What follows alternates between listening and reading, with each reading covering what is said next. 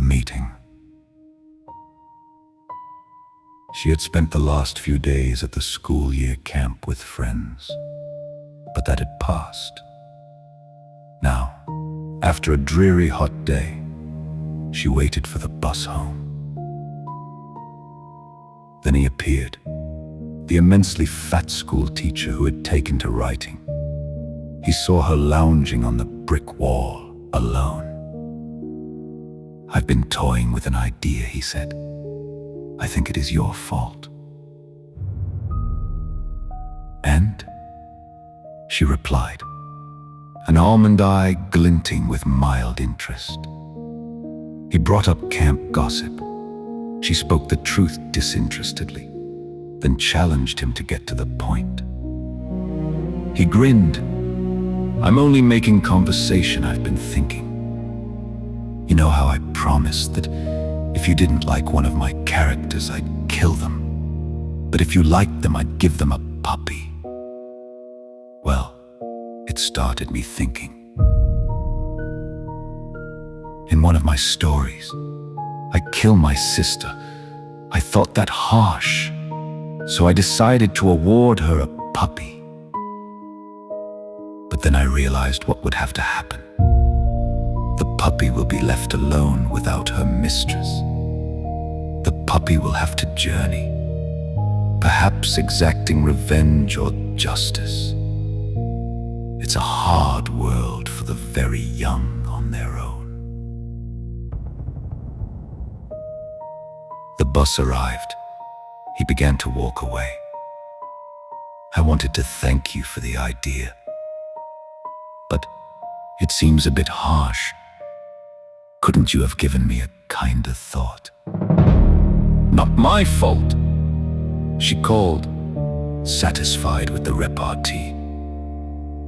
He flashed another grin before going home.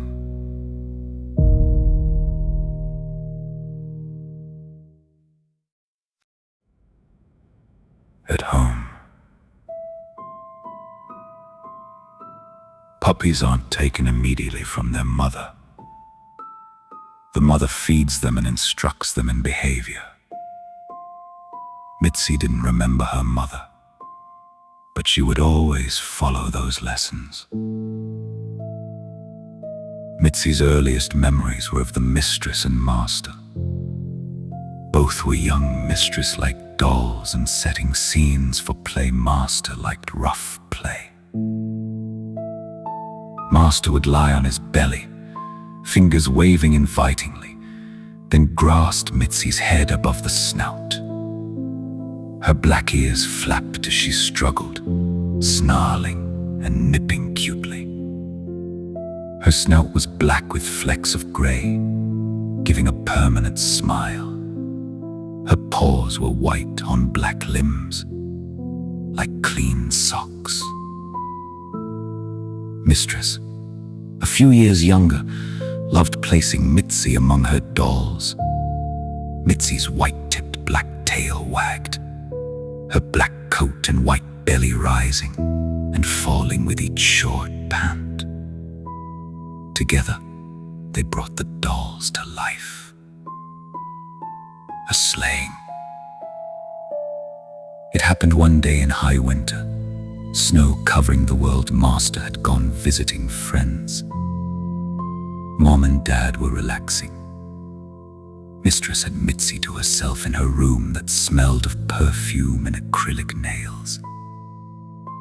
She hummed an old, sad folk number. My bonny lies over the ocean. My bonny lies over the seas. She dressed Mytzi in a tartan kilt, open-breasted long-sleeve shirt and wide-brimmed hat. She was preparing Master's rugged doll for the tea party when it happened. Mytzi sensed it first, the wrong scent growing stronger. She whined and looked at the door. Master appeared, but not as Master, a leg first, not human, but a spider's leg.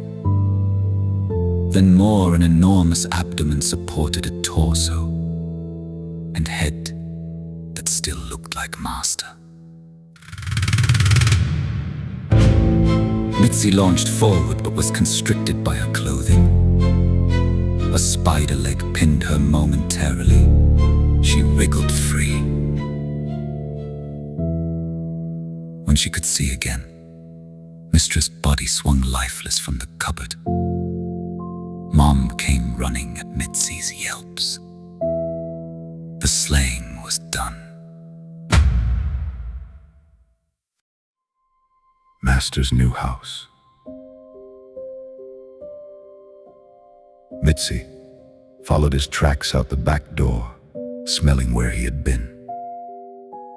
She crossed the sanded road under the full moon, avoiding the roaring bright-eyed beasts. The house was magnificent, old, apparently deserted. The rusty ranch-style gate stood open. A bad smell lingered, like the one that had accompanied Master. At the back, a black cat sat preening on the steps.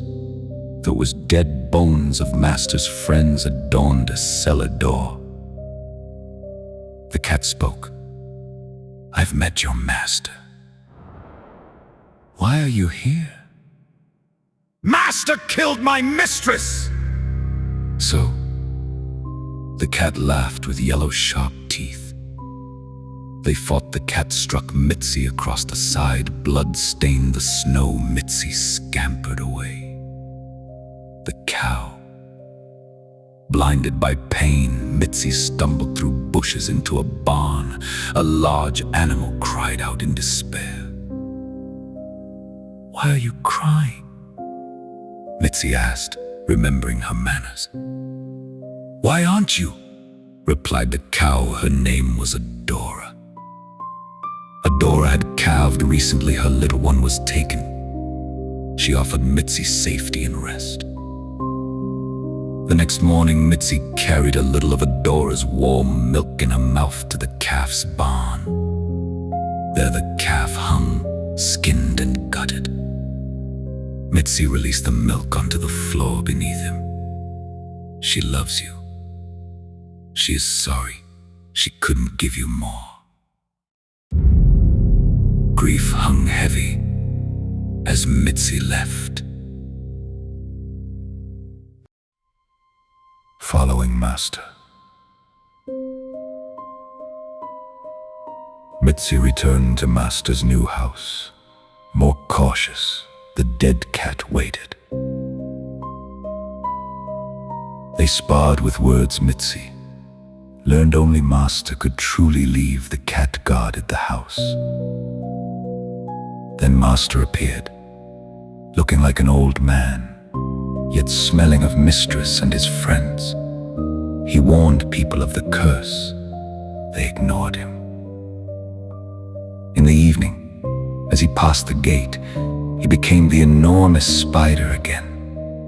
Mytzi watched and learned the horrible truth.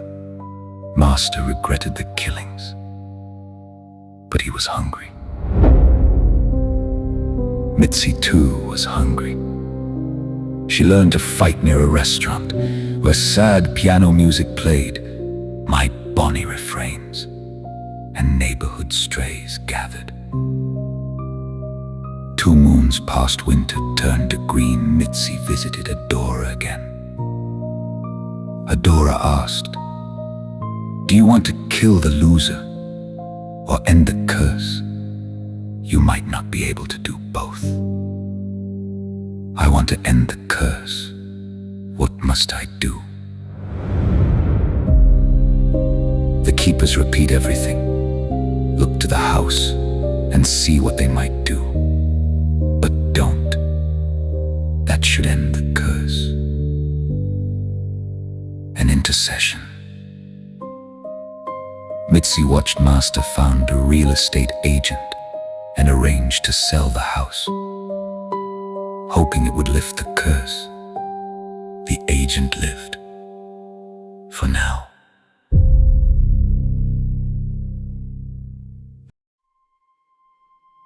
End of Master. The sale was arranged that night. Master sat slumped before the fireplace, drink spilled beside him. The dead cat watched. Mytzi seized her chance when the cat went inside. She dashed up the dusty stairs to the attic, then to the belfry. She leapt, grabbing the bell pull with her teeth. Her full weight hung on the rope, but the bell barely moved.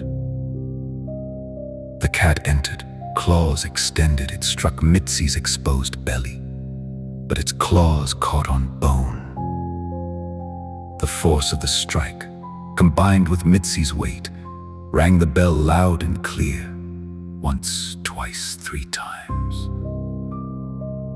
The curse broke. Adora found forgiveness. Strays found homes. Much of the house remained, but the evil lifted. Mytzi was later found curled beneath the bell pull, wounded, but not beyond repair. The cat was gone. New life. A long time later, Mytzi, now a hero who had saved her adopted family from a fire, rested at her new home. She awaited her evening walk. One evening she crossed the street to a tree park. On the way back, a large beast with bright eyes appeared. Confused by the lights, Mytzi was struck. The family heard the impact. They buried her that evening in the backyard to the sad refrain of "My Bonnie lies over the ocean." But as this is about Mytzi, and not the curse of that house, it didn't end there. A meeting reprised. Sometimes a conversation has to take place. One day, after school, the teacher found her at the bus stop. "I've been meaning to talk to you about that story." "Wow, that was a really good story you wrote." "Mytzi was special to me. I wrote her based on a puppy. I once had Mytzi came into being because of you. I wanted to thank you and say that it isn't your fault, but something to have pride in. Mytzi was a remarkable puppy." He promised to sign her copy if it became published, then moved on.